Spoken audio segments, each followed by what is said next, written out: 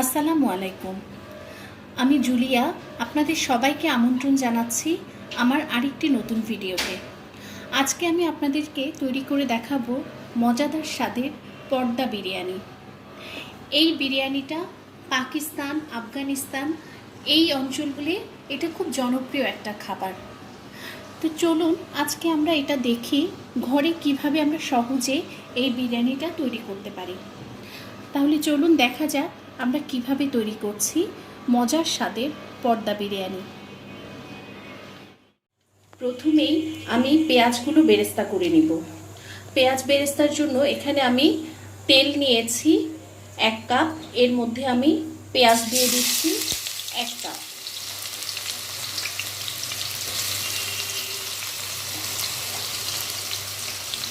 পেঁয়াজটা আমি ভালোভাবে বেরেস্তা করে নিয়ে তুলে রেখে তারপর আমি আমার পরবর্তী প্রসেসিংয়ে চলে যাচ্ছি।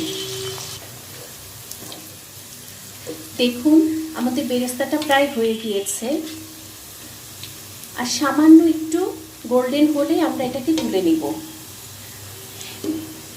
আমাদের বেরেস্তাটা হয়ে গিয়েছে, এখন আমরা এটাকে তুলে নিচ্ছি।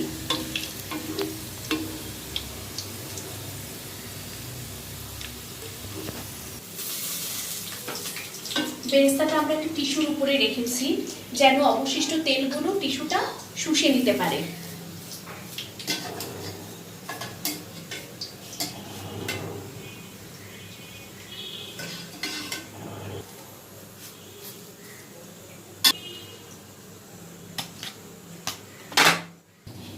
এই পর্যায়ে বেরেস্তার তেলের মধ্যে আমরা দিয়ে দিচ্ছি 2টা স্টার মশলা, দিয়ে দিচ্ছি 2টা তেজপাতা।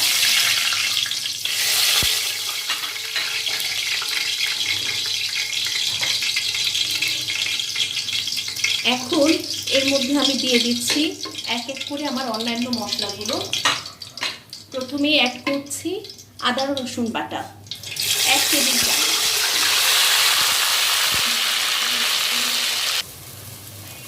তারপর দিয়ে দিচ্ছি এখানে আমি কাজু বাদাম ও পোস্ত একসাথে বেটে নিয়েছি, এখানে আছে 2 টেবিল চামচ, এটা আমি অ্যাড করছি।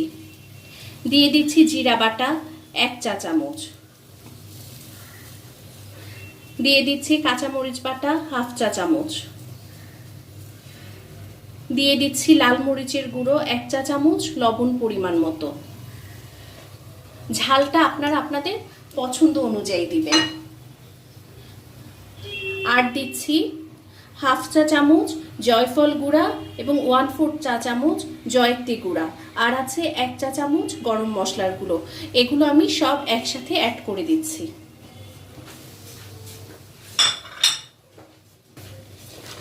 এই মশলাগুলো আমি একটু ভালো করে মিশিয়ে নিয়ে তারপর এর মধ্যে আমি টক দই অ্যাড করব।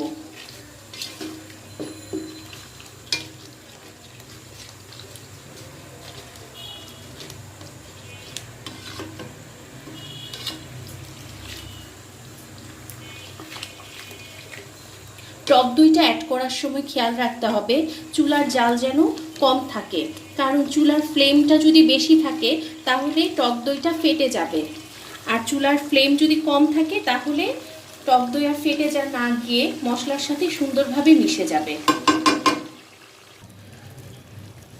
দিয়ে দিচ্ছি টক দই 1/2 কাপ।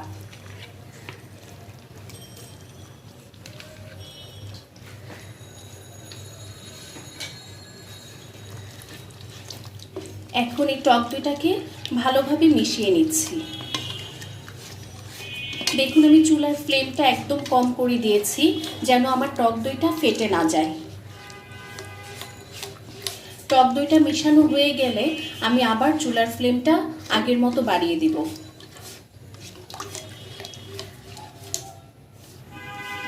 আমাদের টক দই মেশানো শেষ, এখন আমি চুলার ফ্লেমটা বাড়িয়ে দিলাম।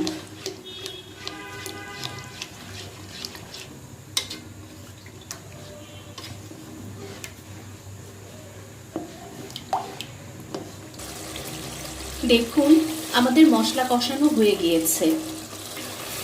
এখন আমরা এর মধ্যে আমাদের মুরগির মাংসগুলোকে অ্যাড করব।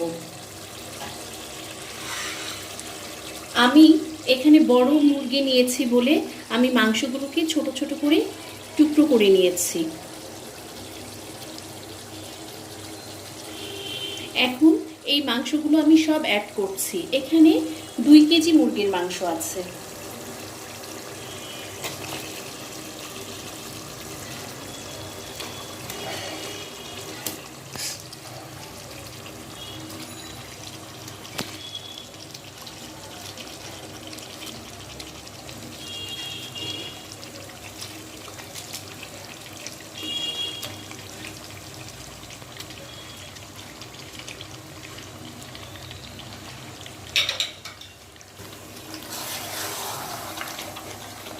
এখন আমি খুব ভালোভাবে মাংসগুলোকে এর মধ্যে মিশিয়ে দিব।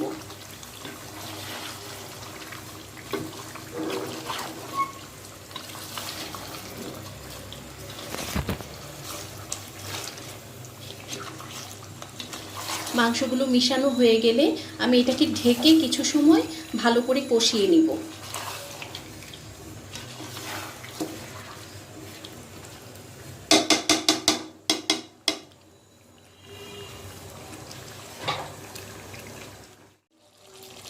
এই পর্যায়ে দিয়ে দিচ্ছি জাফরান মিশানো 1 মগ দুধ।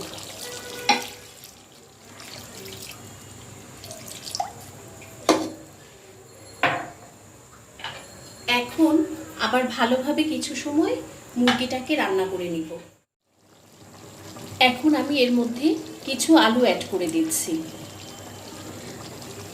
কারণ মোরগ পোলাওতে একটু আলু অন্যরকম একটা ফ্লেভার অ্যাড করে। আমাদের আলুগুলো দেয়া শেষ। আলুগুলোকে ভালোভাবে এর মধ্যে আমি মিশিয়ে দিচ্ছি।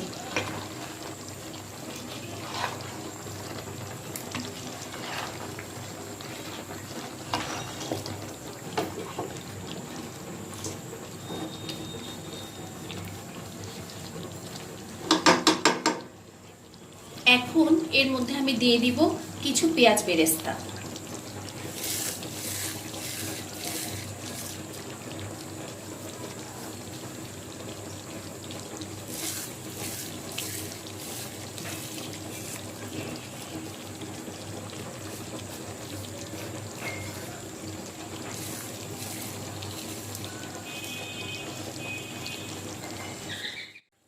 তো ফ্রেন্ড, আমাদের মাংস রান্না হয়ে গিয়েছে।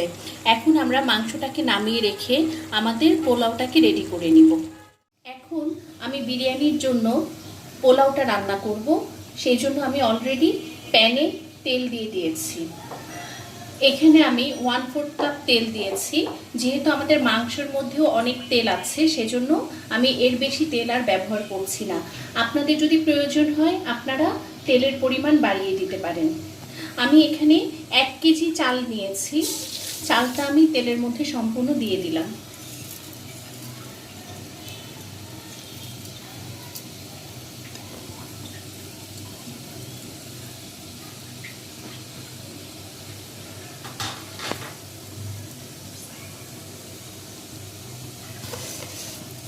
চালটাকে আমি ভালোভাবে একটু ভেজে নিব।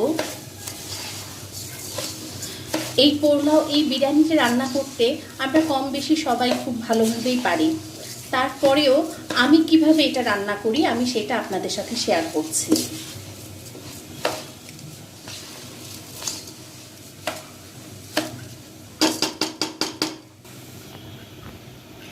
দিয়ে দিচ্ছি লবণ। এখানে আমি 1.5 চা চামচ লবণ দিচ্ছি। আবার একটু লবণটা মিশিয়ে নিব।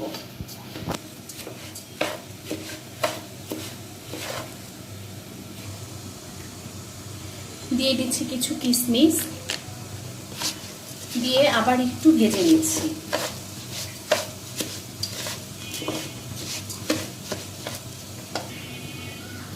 এখন আমি অ্যাড করে দিচ্ছি আমাদের মাংসগুলো।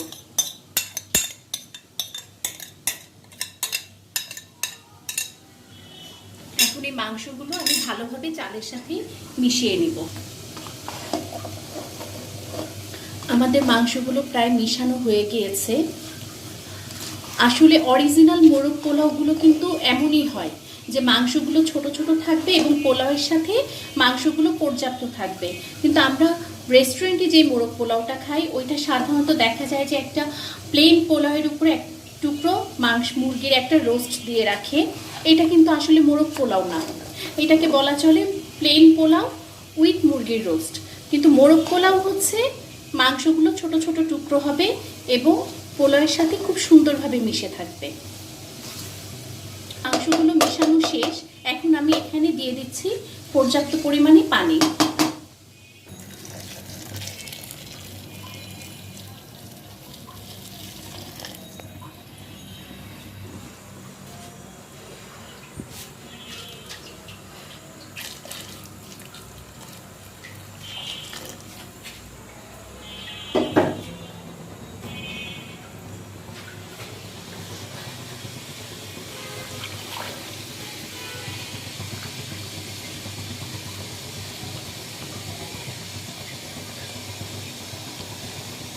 আমাদের পানিও দেওয়া শেষ, এখন আমি এর মধ্যে অ্যাড করছি কিছু কাঁচামরিচ।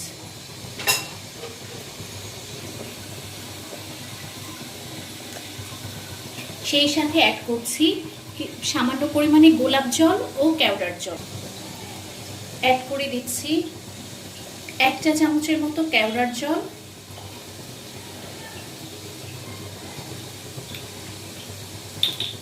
এবং 1 চা চামচের মতো গোলাপ জল।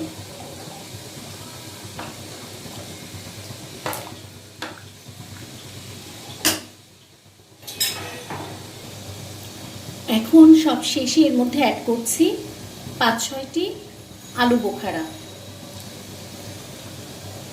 এখন এটা হতে থাকবে, যখন চাল আর পানি সমান হয়ে যাবে তখন আমি এটাকে দমে দিয়ে দিব।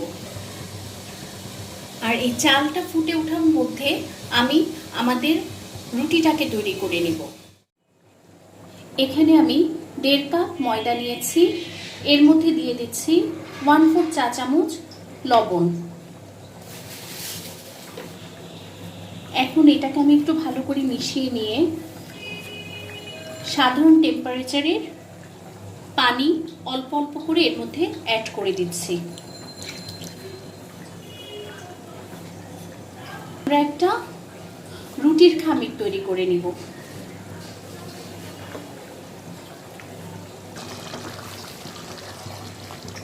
দেখুন আমাদের চাল আর পানি এক সমান হয়ে গিয়েছে। এই পর্যায়ে আমি এটাকে দমে দিয়ে দিচ্ছি। আমাদের রুটির খামিরটাও রেডি হয়ে গিয়েছে।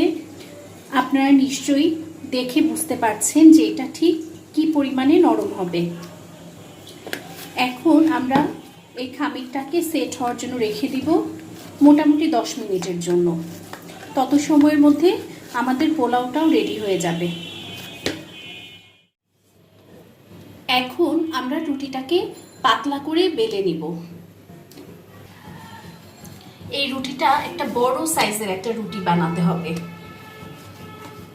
যেন আমরা যখন বিরিয়ানিটা এর মধ্যে দিব বিরিয়ানিটা যেন পুরোটা কভার হয়ে যায়।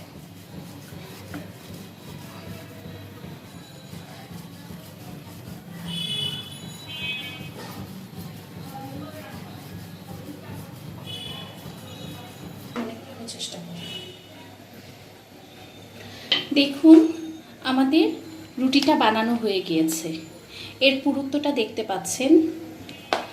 এখন আমরা এই রুটিটাকে আমাদের প্যানের মধ্যে দিয়ে দিব। তার আগে আমরা রুটিটাকে ভাঁজ করে নিচ্ছি। এখন আমরা কড়াইয়ের মধ্যে রুটিটাকে নিয়ে নিলাম। আস্তে আস্তে করে রুটিটার ভাঁজ আমরা খুলে দিব।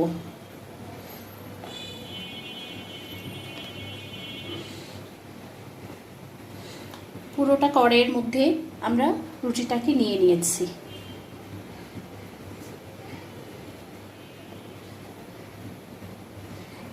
এখন আমরা এর মধ্যে আমাদের পোলাওটাকে দিব। আমাদের পোলাওটা যথেষ্ট গরম, কারণ আমরা মাত্রই রান্নাটা শেষ করেছি। এখন আমাদের বিরিয়ানিটা এখানে রাখা হয়ে গিয়েছে। আমরা এখন এটাকে আস্তে আস্তে চারপাশ থেকে ঢেকে দিব।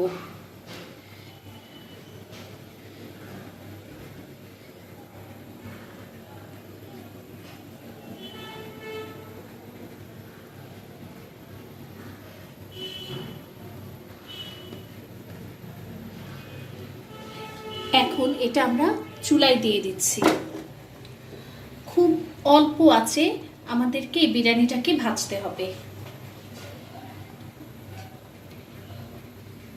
রুটিটা যখন এক পাশ ভালোভাবে ভাজা হয়ে যাবে, তারপর আমরা এটাকে খুব সাবধানে তুলে উল্টে দিব। এখন আমরা রুটিটাকে উল্টে দিব। তার জন্য আমরা একটা প্লেট নিয়ে নিয়েছি। প্লেটটাকে ভালোভাবে কড়াইয়ের মধ্যে দিয়ে জাস্ট উল্টে ফেলতে হবে।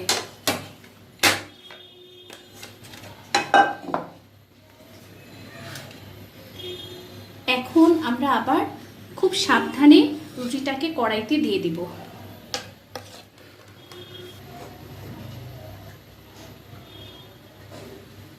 এখন আবার এই রুটিটা 10 মিনিটের জন্য আমি এখানে চুলার মধ্যে রেখে দিব হওয়ার জন্য। তো ফ্রেন্ড, দেখুন তৈরি হয়ে গেল আমাদের মজাদার পর্দা বিরিয়ানি। দেখতেই পাচ্ছেন এটা কি সুন্দর ভাজা হয়েছে রুটিটা। এখন আমি এটাকে আপনাদেরকে কেটে দেখাচ্ছি যে এর ভেতরটাও কেমন হয়েছে।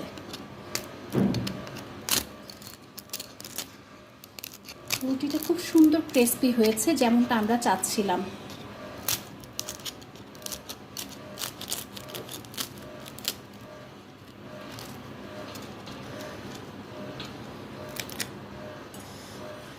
দেখুন